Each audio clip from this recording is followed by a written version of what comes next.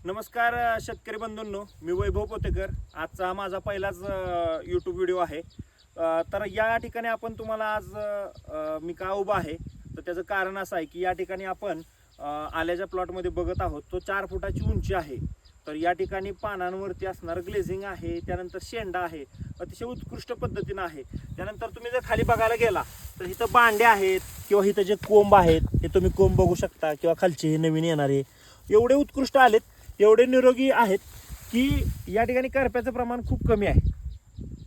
जर त्याच ठिकाणावरून जर तुम्ही थोडं पुढे गेलात तर या ठिकाणी बघा, आता मी या ठिकाणी पुढे आलो। पुढे आल्यानंतर या ठिकाणी याची उंची फक्त 2 फुटाची आहे। इथं करप्याचं प्रमाण, त्यानंतर इथं बांडे असतील बघा, अतिशय नाजूक बांडे आहेत या ठिकाणी। ही चमत्कार फक्त एकाच गोष्टीचा आहे, ह्या शेतकऱ्यांनी रासायनिक खते वापरलेली आहेत, परंतु या ठिकाणी सेंद्रिय चमत्कार झालेला आहे, सेंद्रिय खताचा चमत्कार झालेला आहे। तर या ठिकाणी खताचे ढीग पडलेले होते आणि या ठिकाणी शेणखत कमी पडलंय, तर खताचे ढीग पडले त्यामुळे अतिशय उत्कृष्ट पद्धतीने आला। त्या ठिकाणी पलीकडच्या ठिकाणी खताचे ढीग पडले होते, त्या ठिकाणी काय आहे, आलं मोठं आहे, त्याच्यानंतर शेणखत कमी पडलं, या ठिकाणी आल्याचा जोर कमी आहे। तर माझं शेतकऱ्यांना एवढं सांगणं आहे की येणाऱ्या काळाची गरज ही म्हणजे सेंद्रिय शेती आहे। आणि सेंद्रिय शेती म्हणजे आपल्या घरातील, आपल्या गोठ्यातील शेणखत हे अतिशय शेतीसाठी उपयुक्त आहे।